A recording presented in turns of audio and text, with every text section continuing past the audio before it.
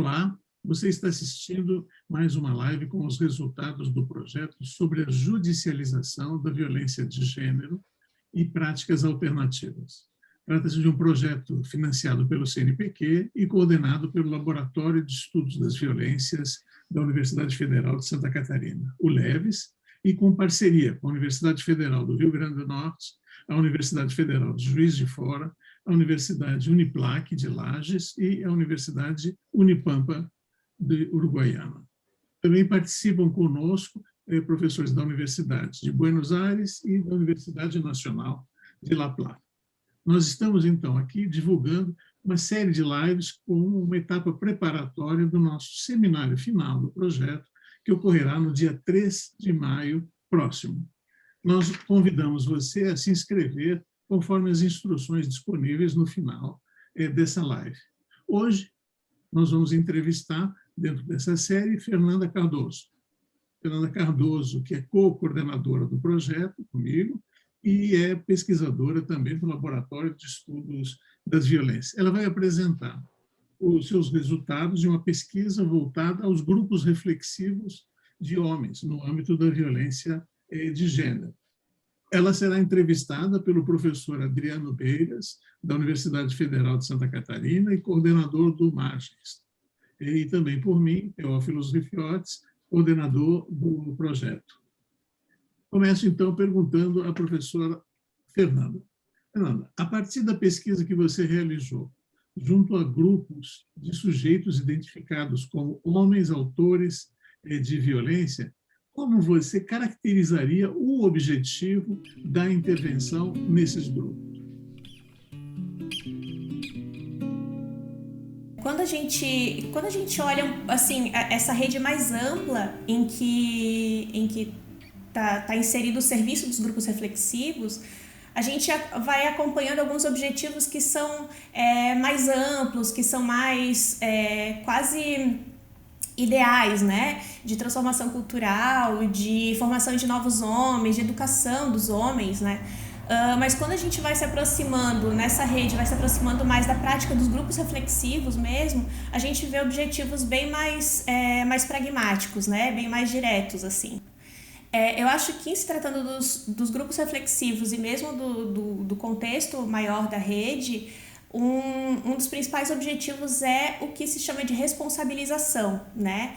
E é importante destacar que essa responsabilização, ela difere de culpabilização dos homens, né? Significa mais reconhecer a sua parte na construção daquele episódio de conflito, né? Na escalada do conflito. E para isso, me parece também assim que a responsabilização nesse sentido, ela não é só um objetivo dos grupos reflexivos, mas ela também é uma condição para que ele se efetue, para que ele se realize, né? Porque a partir desse momento de responsabilização que é possível propor novos tópicos, propor novos pontos para reflexão, para discussão no grupo, né?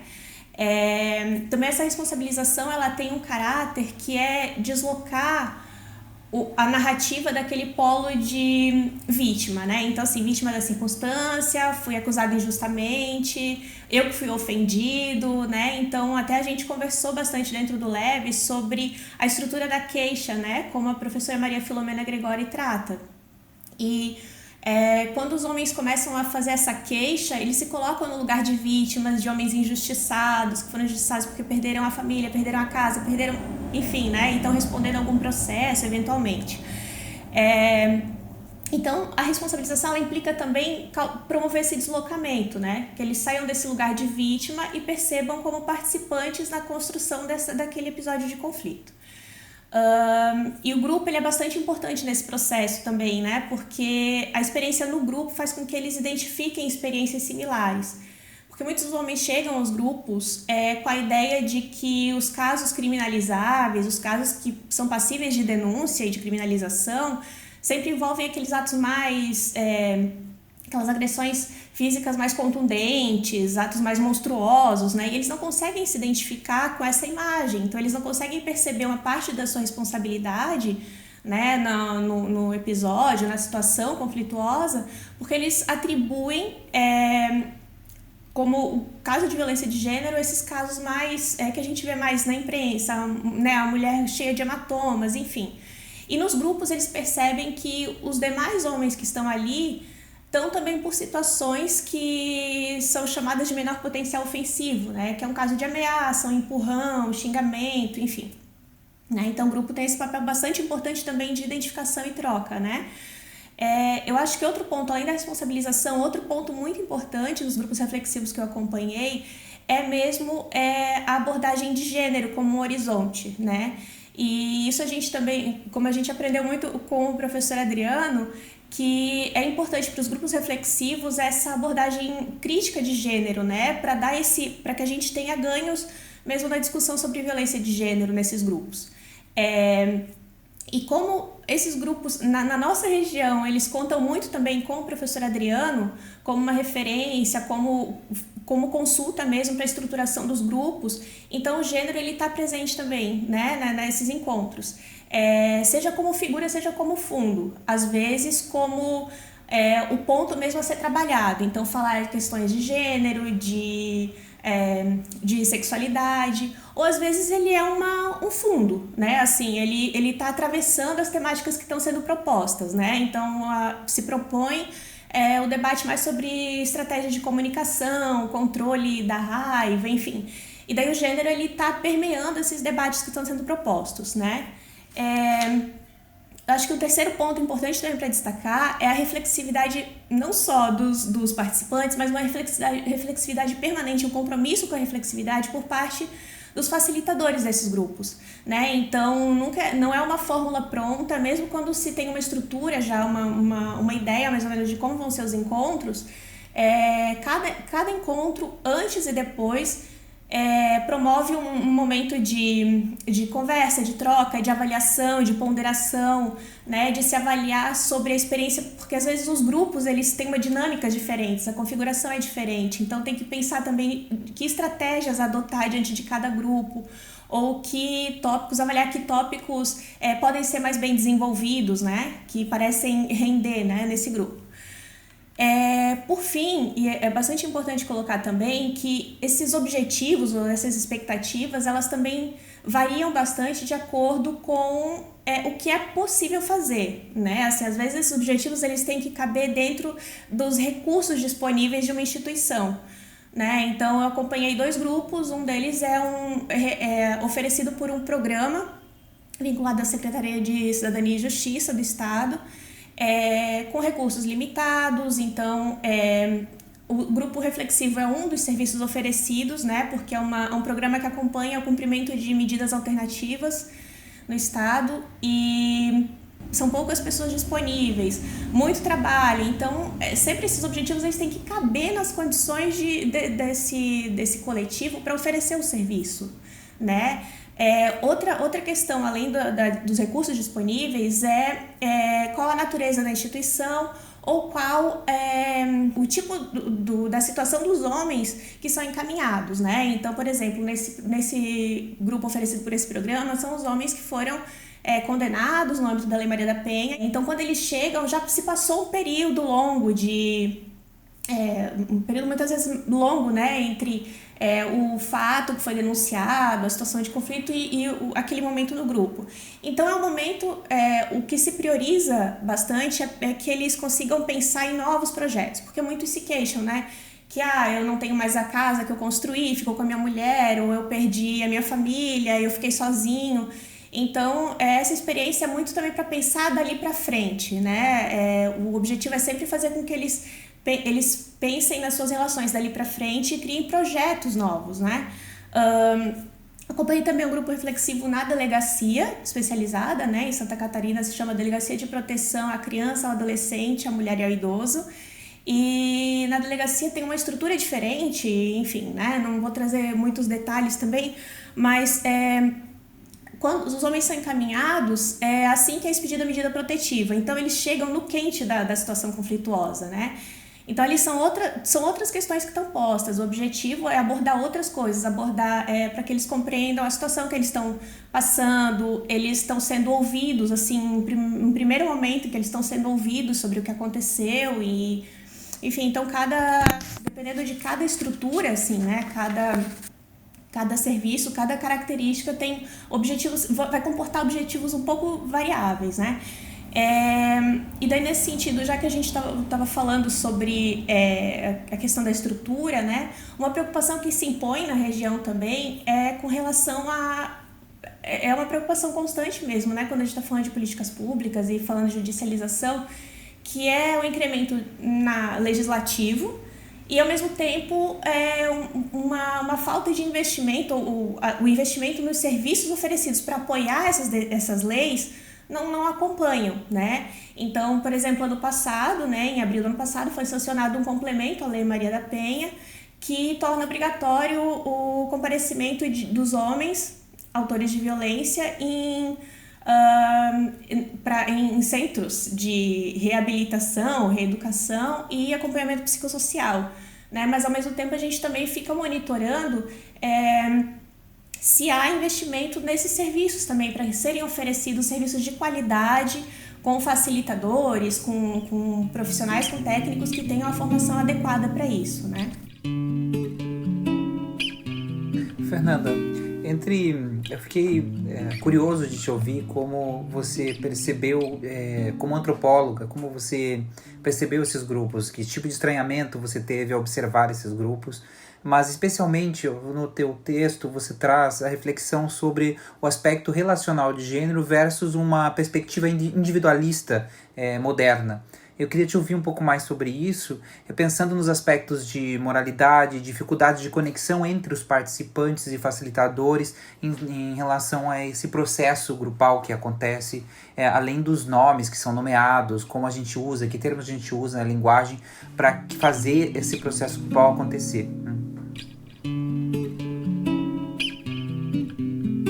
É bastante importante a tua pergunta, porque ela coloca vários elementos, assim, são os lugares da antropologia, né, assim, que é algo também que a gente tem se questionado, assim, e outra, eu acho que é uma discussão, eu acho que eu vou, para tentar dialogar contigo a partir do teu questionamento, eu vou me concentrar muito nessa tensão, nesse jogo entre a pesquisa e a intervenção, né, que eu acho que é o maior desafio mesmo com que eu me deparei, assim, né, fazendo pesquisa, e quando eu me dispus a participar, evidentemente, é mais uma pessoa observando, é uma pessoa, né, assim, às vezes ali parada. Então, a proposta que me foi feita nos dois serviços que eu acompanhei foi que eu também atuasse como facilitador, e foi um super desafio, assim, muito gratificante, aprendi demais, né?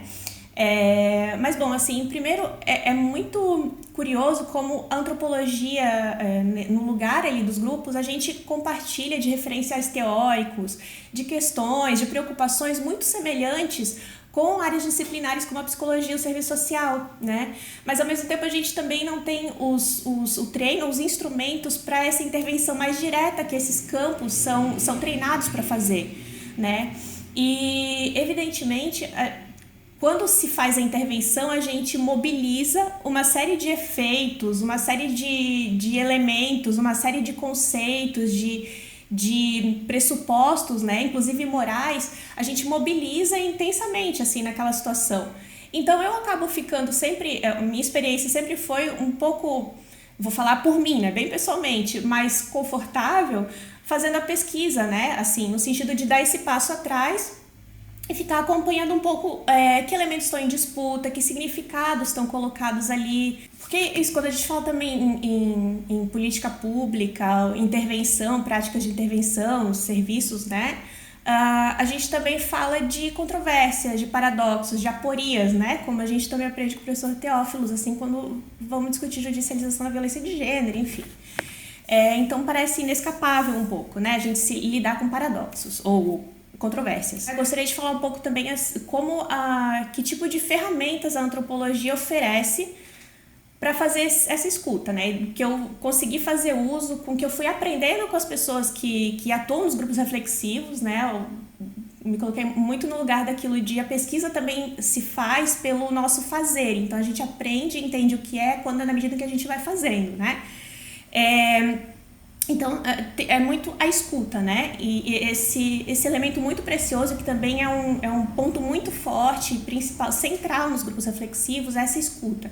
Essa escuta sem julgamento, essa escuta atenciosa, essa escuta que principalmente leva a sério o que aqueles homens estão falando, né? Assim, que não trata com aquela desconfiança, mas leva a sério, tenta identificar o que está sendo dito, o que eles pretendem dizer com aquilo, e a partir disso a gente conseguir construir esses canais de comunicação. Que normas comunicativas esses sujeitos estão nos trazendo para a gente poder estabelecer essa comunicação, né, em vez de impor os nossos significados. Então, esses elementos foram muito importantes, eu encontrei muito em comum com a nossa formação na antropologia. Foram instrumentos que eu aprendi com a área e que eu fiquei bastante feliz de conseguir pensar sobre esses elementos e fazer uso deles durante as atividades, né, nos grupos reflexivos. Um elemento bem importante também é com relação ao gênero da pessoa que está lá se colocando no grupo de homens. E daí, claro, eu falo do ponto de vista da pesquisa, não do ponto de vista da intervenção, porque eu não sou qualificada para fazer essa observação, né? Mas do ponto de vista da pesquisa, me chamou bastante atenção perceber que às vezes a gente pode ficar numa preocupação, né, que era uma anterior, assim, que eu tinha, de, bom, sendo mulher, será que eu vou conseguir fazer com que eles me contem coisas? Será que eu vou conseguir estabelecer contato, estabelecer uma comunicação com eles, né? E, bom, o que a gente vai aprendendo, fazendo e pensando ao mesmo tempo daquela prática, a gente vai voltando para a nossa área, né? É que quando a gente pensa que a gente perde alguma coisa, sendo, por exemplo, mulher, eles podem não ter me falado as coisas e do jeito que eles falam para um homem, mas também me falaram coisas e de um jeito que não falariam para um homem, só falaram para mim por eu ser mulher e por eu, mais do que isso, por eu performar esse tipo de feminilidade, né? Então, quando a gente acha que a gente perde alguma coisa por conta do gênero e tal, né? Que a gente entra em contato com esses interlocutores, eu acho que a implicação epistemológica de a gente considerar isso é que a gente acaba pressupondo que o material que a gente obtém do campo é dado, né? Que existe uma verdade ali que a gente vai descobrir se a gente tiver uma chave certa, se a gente performar uma identidade certa, a gente vai acessar aquilo. E, bom, o que a gente aprende com a pesquisa é isso, né? É que o material de campo, o material proveniente do campo, ele é fruto daquela relação intersubjetiva, daquela relação, daquele momento contingente, naquele momento, naquelas condições, né? E então eu aprendi a valorizar muito também pensar o lugar o gênero, enfim, da facilitadora, do facilitador, também com base nisso, né? De a gente pensar no que a gente ganha e não no que eventualmente a gente perderia. Um outro aspecto que me chamou a atenção, e também vou me inspirar em outras pessoas da área da antropologia, da etnografia, né, que eu acho assim, que me parece uma marca bastante forte, né, nessa experiência, não só na experiência dos grupos reflexivos, mas na experiência de uma série de outros serviços, ou quando a gente está falando de políticas públicas, né, que é uma tensão já clássica, né, entre uma ideologia política do individualismo, né, do individualismo moderno, assim, e outra, o que a gente chama de um holismo, né? E daí eu acho que é importante trazer também, como a gente está dialogando com pessoas de campos disciplinares diferentes e com arcabouços conceituais diferentes, situar, né, que quando a gente fala individualismo, holismo e hierarquia, a gente não está falando de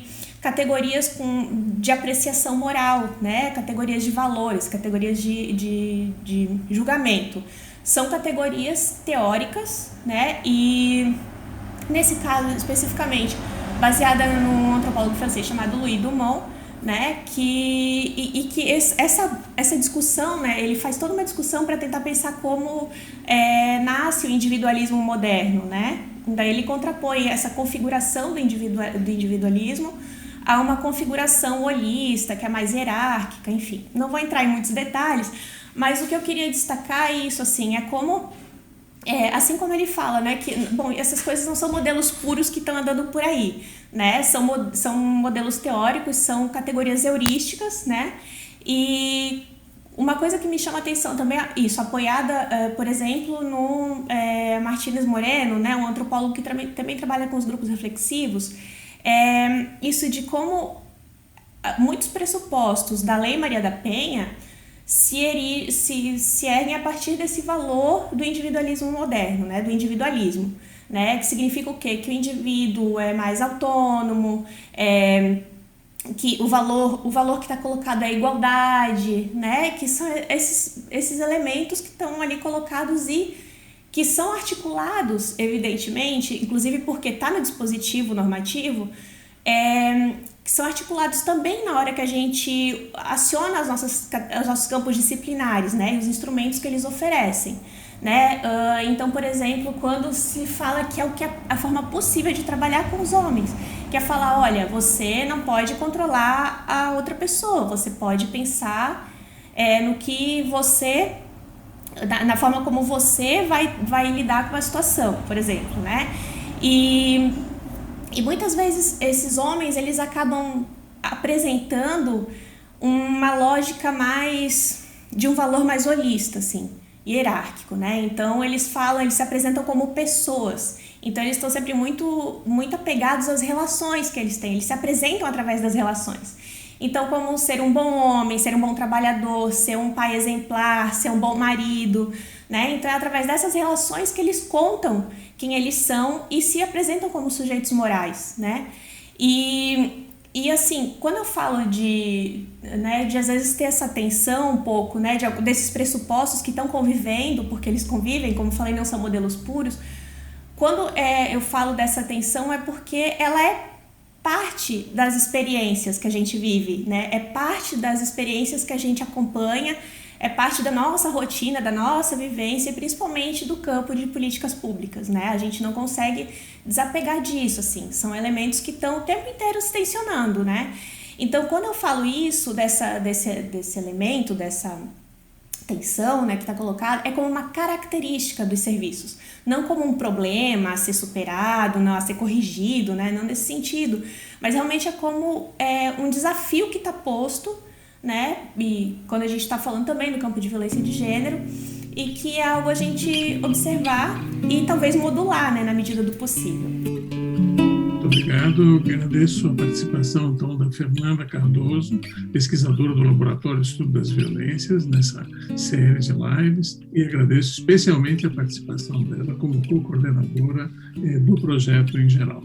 Convidamos você que nos assiste a acompanhar as outras lives e a se inscrever no nosso seminário no dia 3 de maio próximo. Veja as instruções no final dessa live. Muito obrigado e até uma próxima.